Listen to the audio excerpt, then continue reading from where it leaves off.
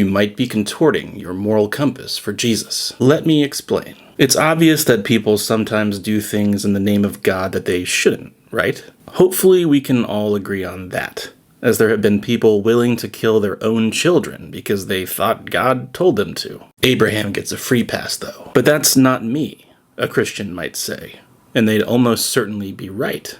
But that doesn't mean there aren't similar patterns of rationalization going on below the surface. It's important to identify such things, if there is, as religious beliefs can lead to real-world consequences, which is why Christians need to stop contorting their moral compass for Jesus. For example, how can I be happy in heaven if I am aware that one of my loved ones is in hell? And Gerstner snapped around and looked at this man and he said, don't you know that when you're in heaven, you will be so sanctified that you will be able to see your own mother in hell and rejoice in that, knowing that God's perfect justice is being carried out. And while the student who asked that question shrunk back in horror, his face turning white, I burst out laughing. I started laughing, and he looked at me and says, what's so funny? I said, nobody talks like that. Though I can't stomach the thought of it now, this word tells me that the day will come where I will be so concerned about the glory of God and of Jesus that I will be able to rejoice in his judgment.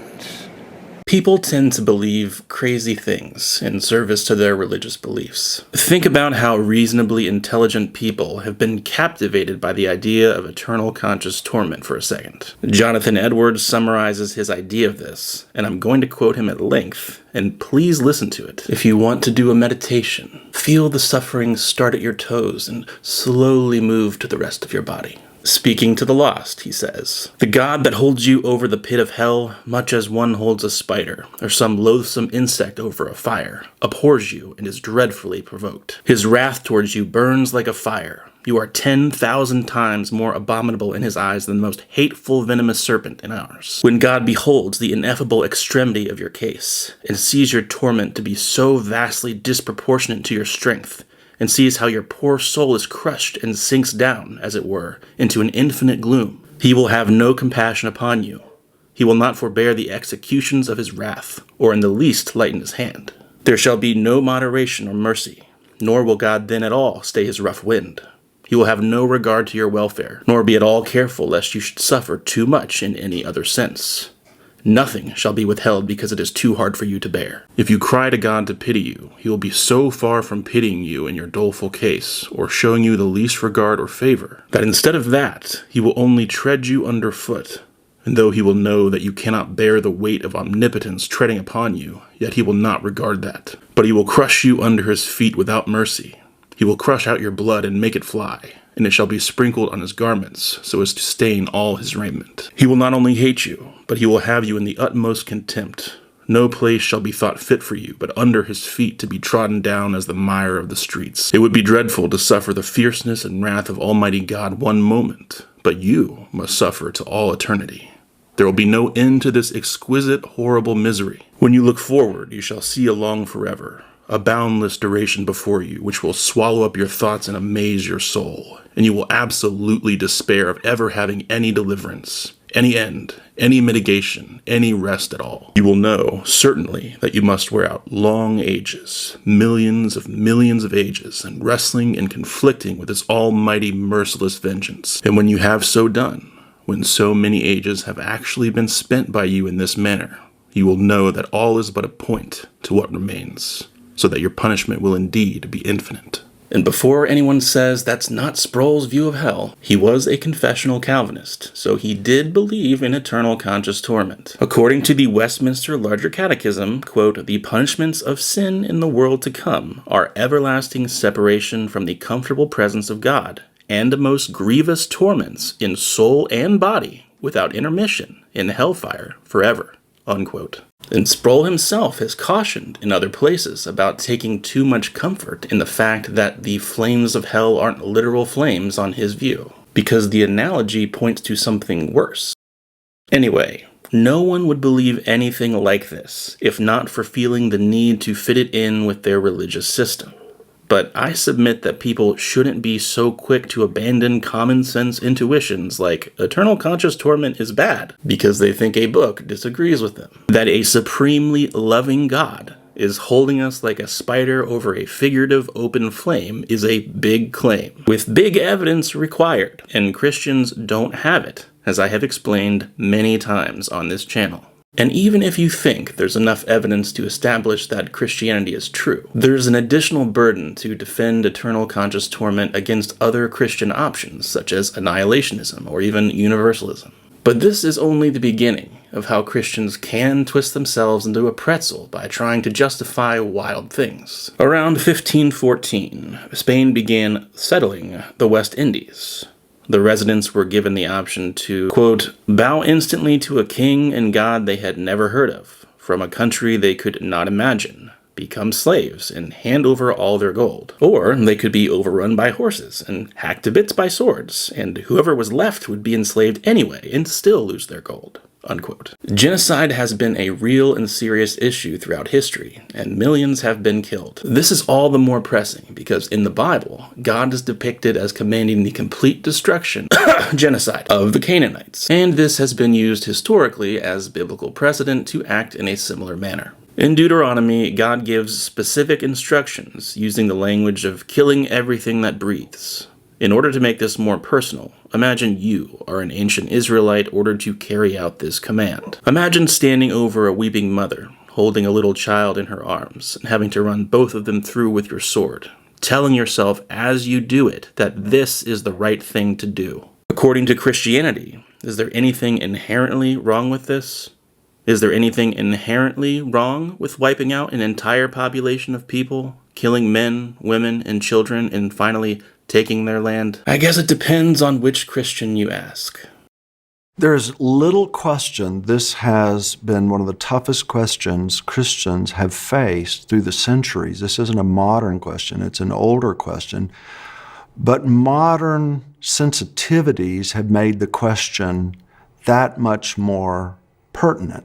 We feel the pain of this far much more now. One of the hardest things about it is, in fact, that God, we see and read of God's own thoughts in the commanding of the extermination of the Canaanites. And making it feel so much worse is that women and children are discussed in this context. I think it is shocking, and I think we're supposed to feel the weight of it. Is it even right because of these women and children? God alone is a righteous judge. God is just whether we completely understand how. What could you not justify by appealing to this sort of reasoning? Imagine any fanciful, horrific scenario you like, and you could use this exact same reasoning to justify God commanding it. Either there's no line on what a perfect being could command humans to do, which seems implausible, or there is. And if there is, how is commanding people to stab toddlers to death on purpose not on the top of that list? But we're still not done. A few verses before giving these marching orders, we read that cities outside of the borders of Canaan can be offered terms of peace, and the people can be enslaved if they agree. If not, the men are to be killed, and the livestock, along with the women and children, can be taken as spoils of war. What are we to think about passages like these? Peter Enns provocatively highlights the moral tensions. Quote, "In order to defend or justify the extermination of the Canaanites as an expression of God's inscrutable standard of justice and goodness, that same line of thought needs to be applied to the forced enslavement of women and children. The same God does both.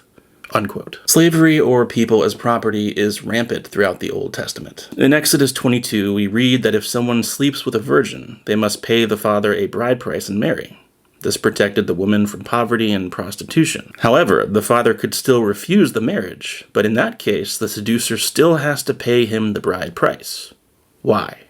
Because his daughter is his property and damaged goods. Israel was permitted to buy slaves from the nations around them to become their property as slaves for life, and they could be passed down to their children as inherited property. We read in one place that a male Hebrew slave could go free in the 7th year of service, but if his master gives him a wife and they have a family together, the wife and children still belong to the master. This means that if he wants to go free, he will have to go alone. And the only way to stay with his family is to become a slave for life along with them. Normally, if a man has sex with a woman who has been pledged to another man, but not yet married, he is stoned to death. But if he does this with a slave woman in the same situation, it only costs him a ram. Wives and slaves are listed along with the other property as things that shouldn't be coveted. For Christians who take the Bible as God's inerrant word, there are two options. They could bite the bullet and admit that there's nothing inherently wrong with genocide or slavery, or they could defend what I'm referring to as those things in the Bible as not as bad as I've just made them sound. To the former, you. Stop LARPing as a medieval Catholic or snuggling with your Doug Wilson body pillow and go clean your room. To the latter, have you actually engaged with substantive criticism of popular apologetics talking points on these issues? You shouldn't keep standing Paul Copan if that's all you've ever read on these topics. Beyond the very obvious problems that arise when thinking about how a perfect God could inspire texts like these, there are additional hidden problems for Christianity that you might not have thought of. Tap this video next to me and I'll explain.